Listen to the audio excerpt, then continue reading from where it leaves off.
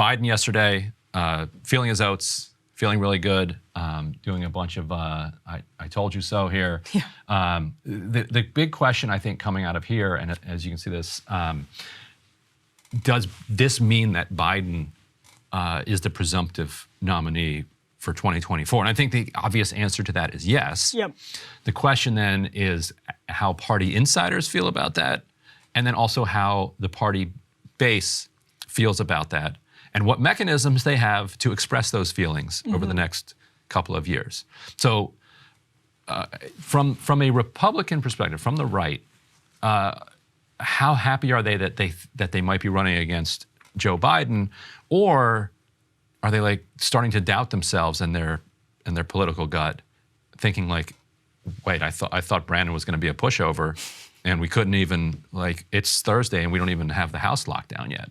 I think they are going to be questioning. I think they're going to be questioning that for sure, whether or not their attacks on Biden and trying to tie certain candidates to Biden and the sort of failed Biden agenda worked, because Biden, a lot of voters can see, and we talked about this, the student loan example, for instance. I actually think that hurts Democrats when it's front and center, but I think for a lot of voters that was not front and center. Yeah, but for young voters, it sure as hell was. Exactly. Yeah, right. So I don't think it's like super clear cut, but I do think that Biden was strategic and the administration was strategic. I probably shouldn't say Biden himself, because I don't know how much of that is his team being really strategic and saying this is what we're going to do, X, Y, and Z, and that stuff turns out like voters like people who do stuff.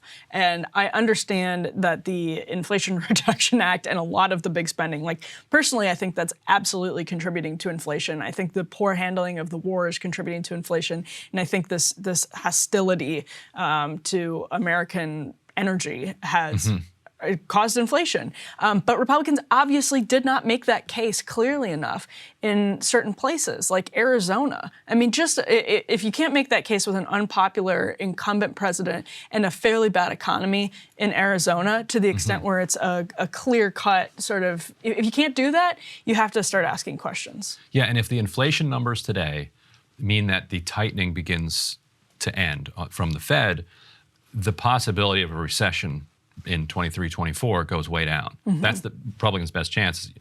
Going up against Biden in the middle of a recession, it's going to be almost impossible for Biden to win that. But if the war in Ukraine ends, which hopefully it ends by then, Russia retreating from Kherson, suggests that there is some type of end in sight. Maybe after, if Europe makes it through the winter, and Ukraine survives through the winter, Russia keeps their position keeps disintegrating. You could see how Putin might want some type of negotiated solution that still allows him to, I bet he'll want to keep fighting in the Donbass so that he can tell the population that they didn't lose the war. Because there's been some interesting analysis around Putin's thinking here.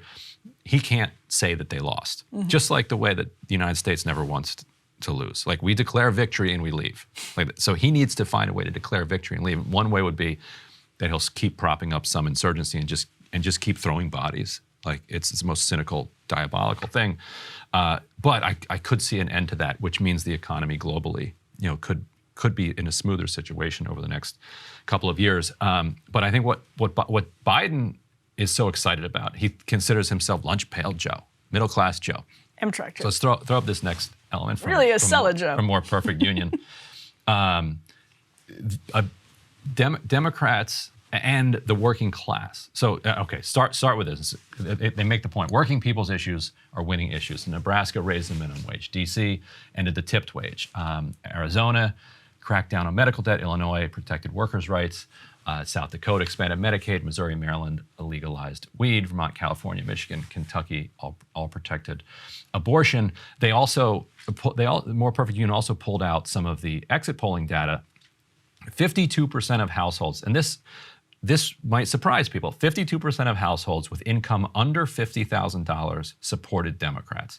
The bottom 50% of earners have seen the biggest increase in real incomes since 2021, plus 10.5%. And so while inflation has eaten away at a lot of people's wages, the people at the bottom 50%, have legitimately seen for the first time in actual real wages going up. So then they added, meanwhile, households making $50,000 to $100,000 were the most likely to vote Republican, that kind of lumpen proletariat.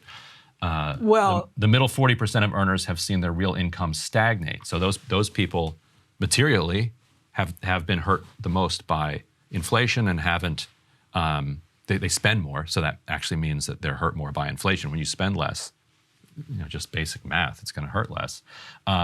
So those folks ended up voting, strongest Republican. I saw the More Perfect Union tweet, and it's looking at results from 2 exit polls. It looks like it's from the Washington Post, not the polls, but the mashup of the polls. And I actually don't see this as great news for Democrats, because what you have, first of all, that 50,000 to 100,000 demographic, where you have 52% of them voting Republican and only 45% of them voting Democrat, if the exit poll is to be believed. If you're a household and you have multiple kids making $50,000 to $100,000, depending on where you live, that's not a lot of money. Yeah, those are working class people too. Yeah, very, very much. Basically, the working class is split. Right, and if you go down to the second poll from AP Votecast, that's in the More Perfect Union tweet, they say household income under $50,000, 48% Dem to 47% Republican, well within the margin of error. And also exit polls are tough anyway. Exit polls are super tough, so let alone when you have a divide 48-47. And again, Republicans in the AP exit poll, 51% for that 50 to 100,000 demographic and 45% for Dems, which is almost exactly what the network exit poll showed as well. So you're right, it shows that the working class is split.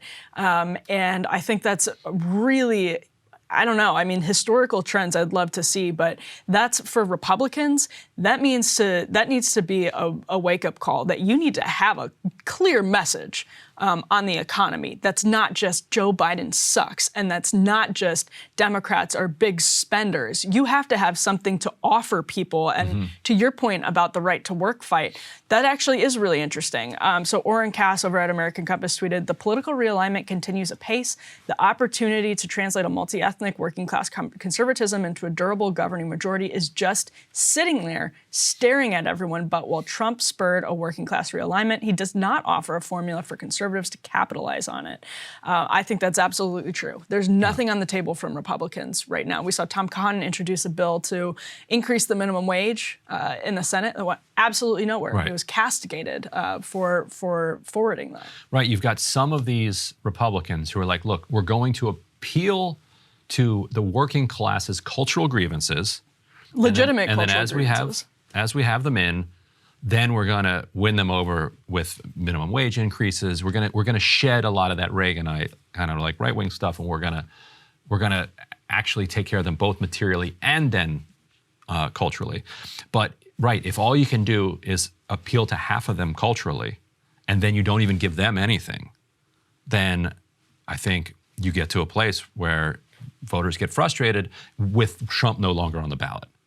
Like, because they have to figure out what are they in a post-Trump world, and if it's just grievances and vibes, at some point people they're going to go back to where they were pre-Trump, which is not voting. Yeah, no, absolutely, completely agree. Cable news is ripping us apart, dividing the country, making it impossible to function as a society, and making it impossible to know just what is true and what is false.